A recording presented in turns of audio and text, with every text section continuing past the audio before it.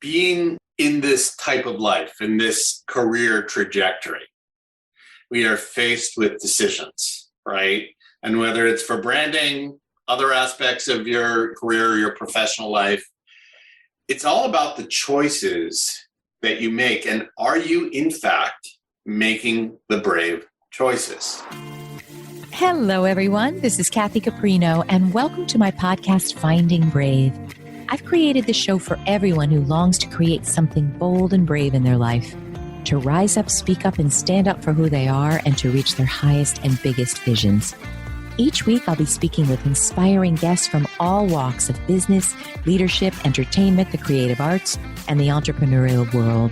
And they'll be sharing their intimate stories of finding brave and offer their best strategies for building your most rewarding, joyful, and meaningful life, business, and career.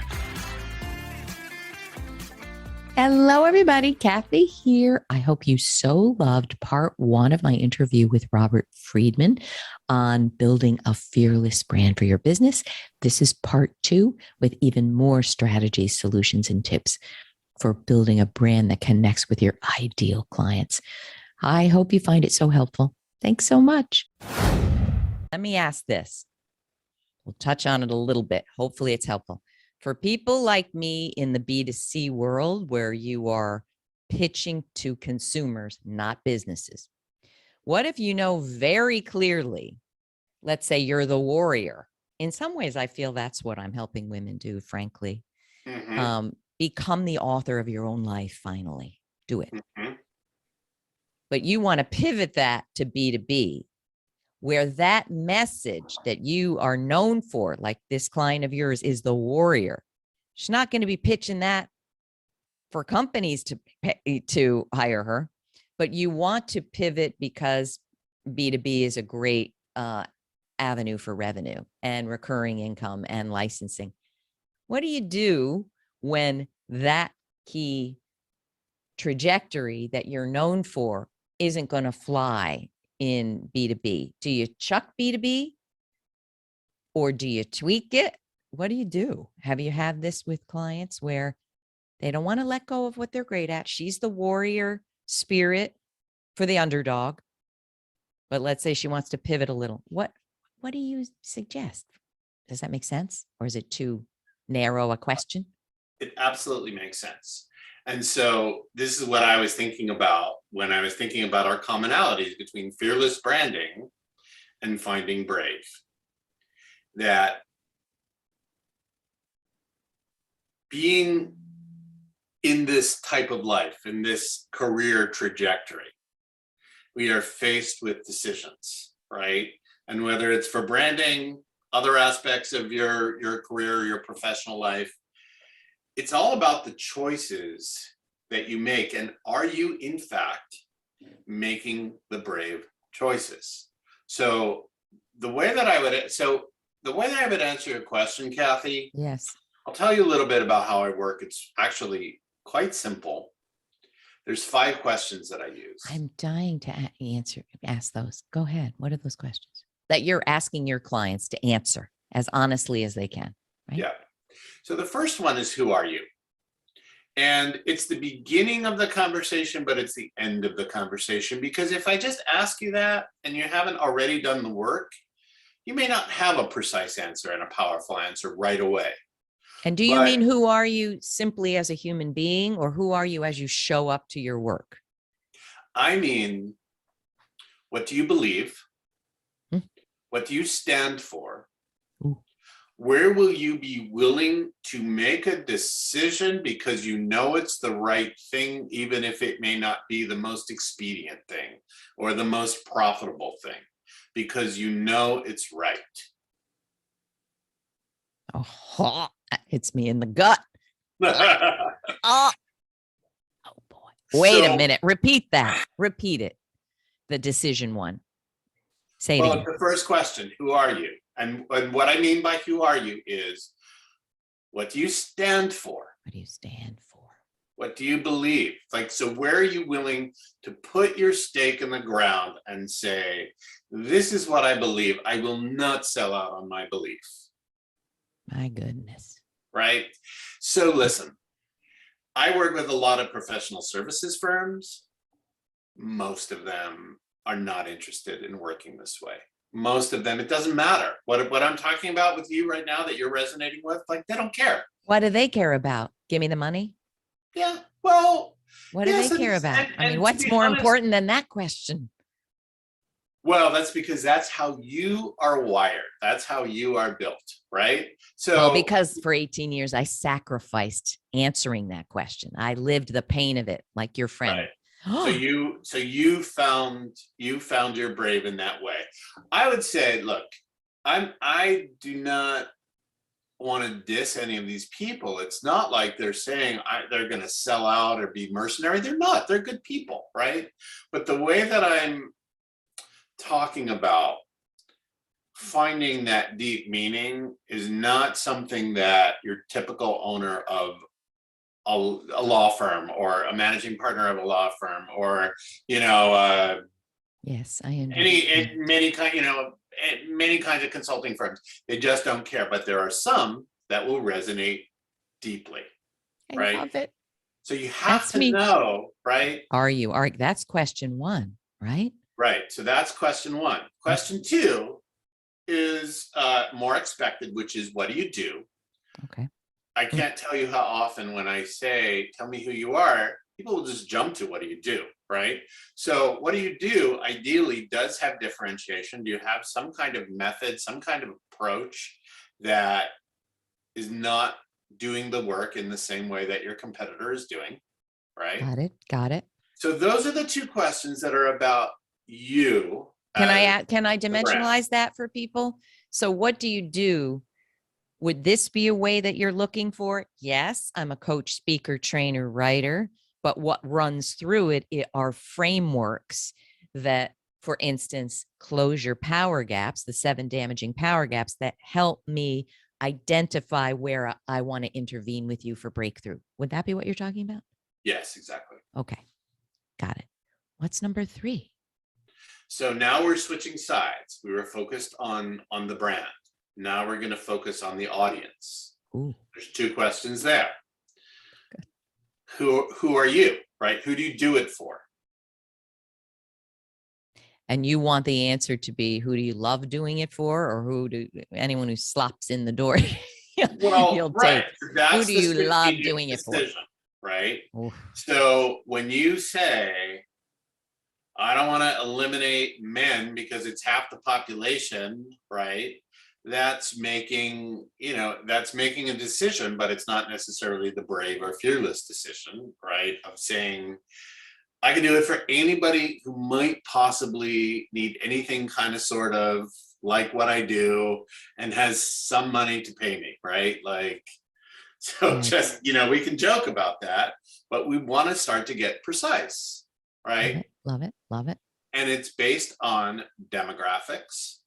So is it somebody who's a VP level who wants to become CEO, or somebody who's a VP level who wants to start their own business, et cetera, right? Then that's demographic, because you can see you're either the owner of a law firm or you are not, right? Like, that's easy. But then the next is psychographics. What do they believe? How are they wired, right? So one of the things that I know about my clients that actually took me a while to recognize is they believe in themselves, and being so expert, but not having the powerful brand to express that, it's kind of an affront to themselves. Like I think it just kind of hurts them a little bit, where they feel like, you know what, like, I am so good at what I do and I really believe in myself. And so I need to have that powerful presence. It's part of like who I am. Like, I deserve this, right? So I'm going to invest in it. That makes sense? Yes. You know what? It strikes. This is why you and I get along so well. Maria Nemeth's book, The Energy of Money. She says people are happiest when they're 3 things: demonstrating in physical reality what they know to be true about themselves, while they're giving form to their life intentions in ways that contribute to others. So powerful. Wow. Well, what a domino. I mean, what else do you need? There's your guidebook, I think, for life. But I have never heard someone describe in kind of layperson's terms, like you just did, what it feels like when you're not demonstrating in physical reality what you know to be true. Like when I started my coaching practice and I wasn't making any money, I thought, I'm a smart person. I was a VP, a corporate VP. I know how to market. I'm a good coach. What the heck? And it causes pain and confusion. That's exactly what you're talking about, isn't it? Mm-hmm. The person who knows, no, I don't understand what's in the way here, but something's in the way of me self-actualizing. Is that what you mean?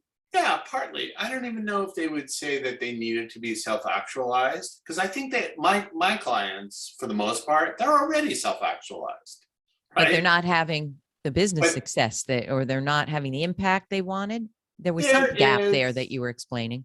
yeah, there is definitely an opportunity to create a bigger business and to attract more of the right clients, for sure, by having the right story.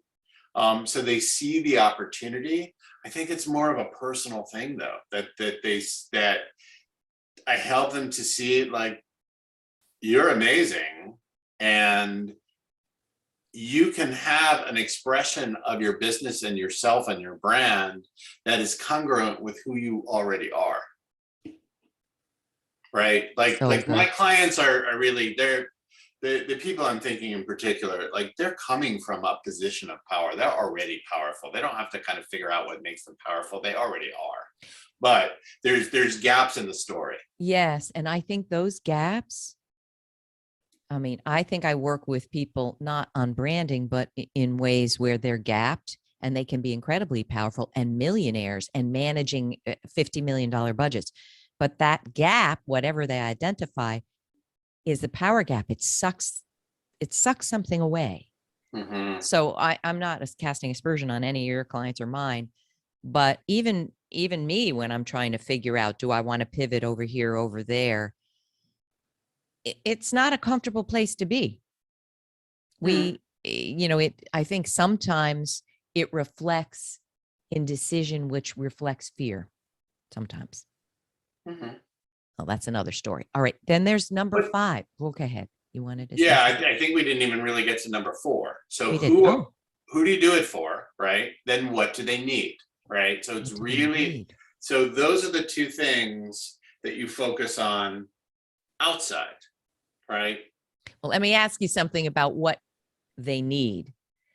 Do you ever find that what they think they need is not really what they need? Oh yeah. And which one do you go with? Do you tell them what they think they need? You have to meet them where they are, right? The conversation. So this is kind of a lesson about selling, right? Okay. Come on. If you tell somebody what you know they need, but they don't think they need it, Yeah, you don't got nothing. right? They're Right. not Then buying the you're just milk. like It, you're just kind of spewing your opinion spewing onto your somebody else, okay, you just lost the sale. Got it. right? You Well, have to that's quite meet easy. them where they are. And honestly, I don't know that in the Interesting. in the process of doing the work, they experience, what it's like to step up. They're not necessarily going to understand everything that will result from the work when they begin the work. They may look back after it's all done and know, like, wow, I thought you were just going to help me get a better return on my marketing budget, right? But then look at this, look at everything we did. You know what you're making me think? So my book, The Most Powerful You, and my training course, I know that 98% of professional women and 90% of men have at least one of these gaps. I know it. But I think that language, I just did a poll on LinkedIn. What did it get? 50,000 views. Um, Women shun power. So if I tell them you're going to become more powerful with this, if they don't want power the way they're perceiving it, there's a branding problem. In other words, I'm supporting your statement that I think that we need to meet them where they are and not be educating them before they're ready to even make the sale. Yeah, it's very Is that interesting. right? Yes. I mean, look, I don't know how you created this. I mean, so I'll go out on a limb and ask some questions. Is it power, the thing that they want or that they'll resonate with? Is it influence? It's Is the it word the ability? influence, but I'm trying to tell them you can't have that without power. Get good with it already. Mhm. But we need a branding discussion. My point is, I see exactly what you mean.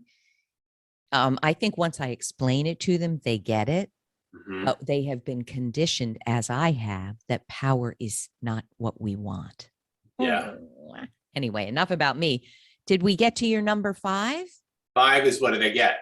So we've got the two sides. There's the you, there's your audience. Who are you? What do you do? Who do you do it for? What do they need? What do they get? Bridges the two. That is your brand promise, right? And it goes back to the beginning of our conversation. What will you get if you work with me? You will be and feel more fearless, which is another way of saying stepping into your own power, right?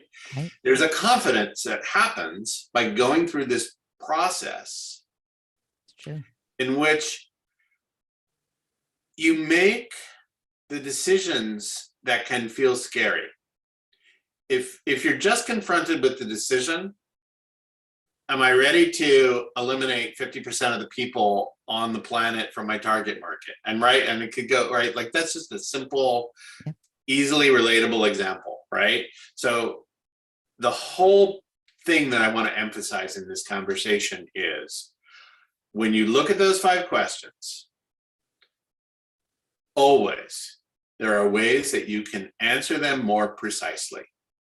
And the whole exercise is to figure out how focused you can be in your answers to those questions, right? Like people don't like to close doors. It's scary to close doors because closing doors means it feels like you're shutting off opportunity, but we don't want to shut off opportunity. We want to open up to opportunity, right? Right. But if you're open up to too many different types of opportunities, and people don't know where to place you. They don't know how to think about you. They don't know why are you right for them? Why are you the one for them? And the broader you are, the less likely you are to resonate with anyone, right? So you want to get as precise as you possibly can to say, those are my people. I really understand you. I know what you need and what you're trying to do, and I can help you. And I am uniquely positioned to help you.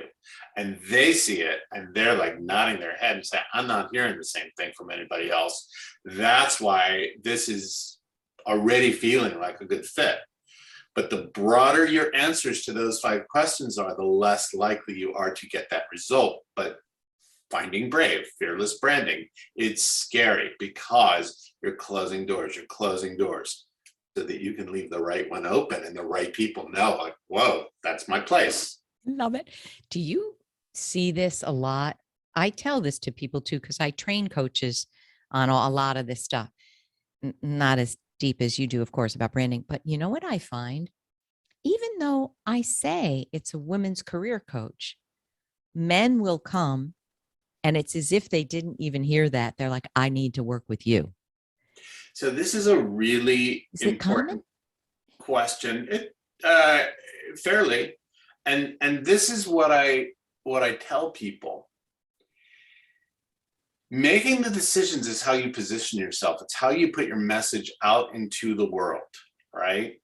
And are you brave enough to make those difficult strategic choices to create your focus? Other people may resonate, right? If you have a man with a power gap and he's looking, it's like, wow, like I know you're talking to women, but man, I really experience that too. These are my power gaps, right? Could I benefit? Could I work with you? You always have the opportunity to say yes, right? But the broader you go, the less likely you are to even have that reaction. So yes, exactly. So there is an irony there. And you can always say yes on the back end. But if you don't say no on the front end, you're perceived generically. Like just using like example, like coach, like, what do you do? I'm an executive coach. I work with business owners. I work with C-suite executives. I work with, rising up and, up and coming leaders who want to go from manager to directors, work in big businesses, small businesses, right? Like, I can't refer that person to anybody, right? But people are doing some version of that all the time. Help us with this. And I have 8 more minutes with you. I'm going to pick that brain, if that's okay with you. Sure. When I work with a lot of coaches, hear from a lot of coaches, and they will do just what you said. I'm just starting out. I've been doing this 3 years. I am a career coach for mid-life women. And I'll say, tell me more. How do you do it? How are you different? And they don't have any idea. And again, not casting aspersion. When we're just starting out, it's all new. But part of what leads them to have no idea is they don't have a framework. They don't even have a way of doing their work. There's no model for change. There's nothing.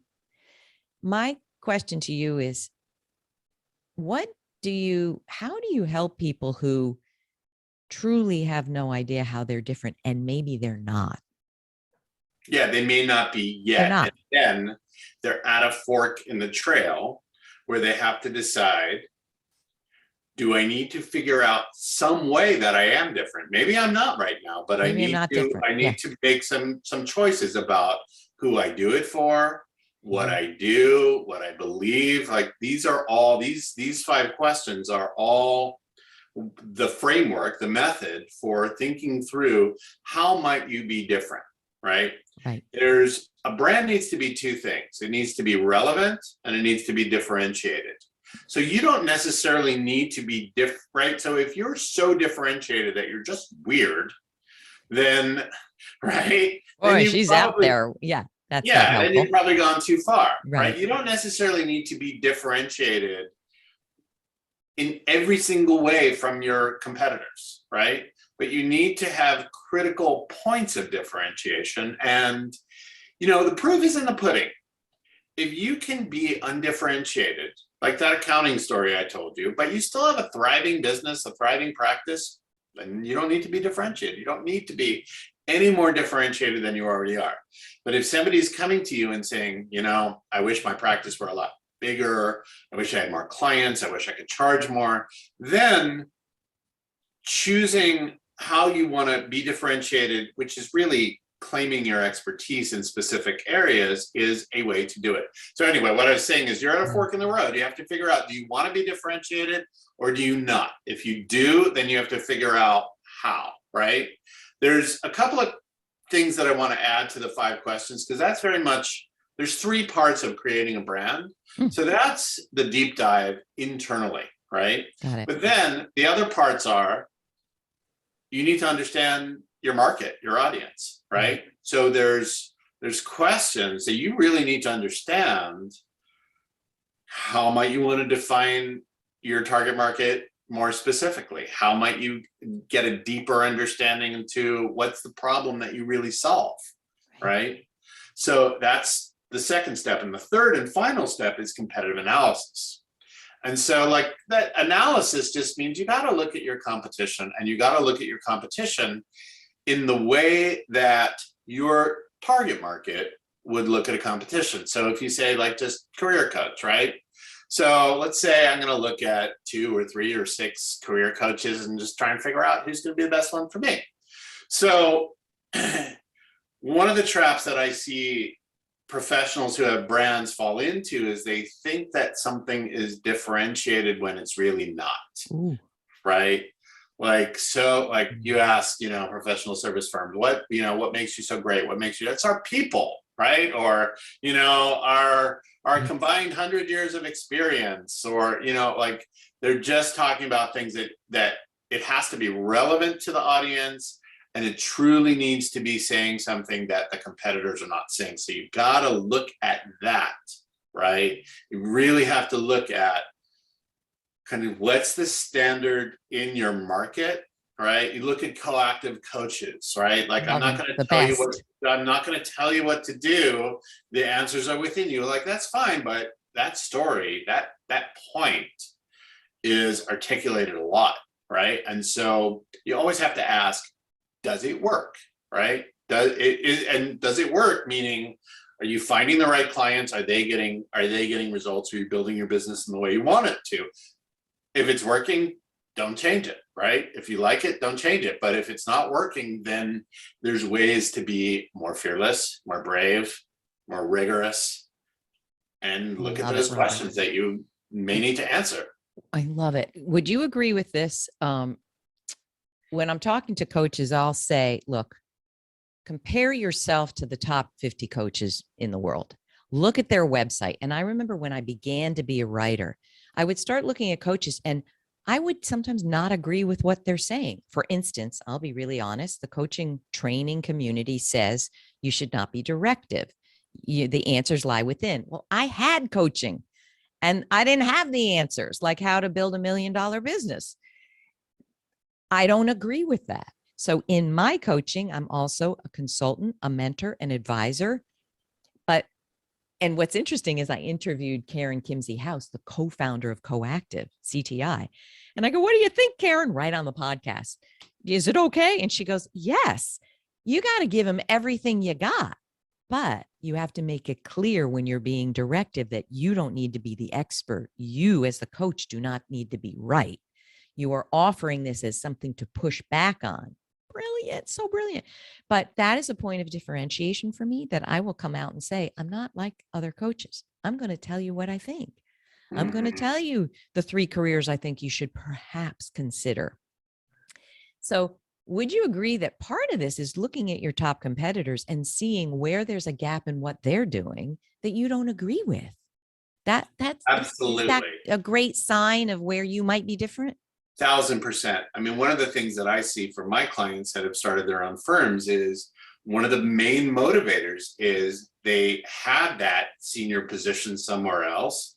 And then they say, that's not the way I believe we should be doing this. There's another way. There's a better way. I'm starting my own firm so I can go do that. Right? Perfect. I could keep you on forever. Is there one more thing besides don't be too generic? Don't, really muster that fearlessness because that's what it's going to take. You got to make decisions. Is there anything else that you see us screwing up in our branding?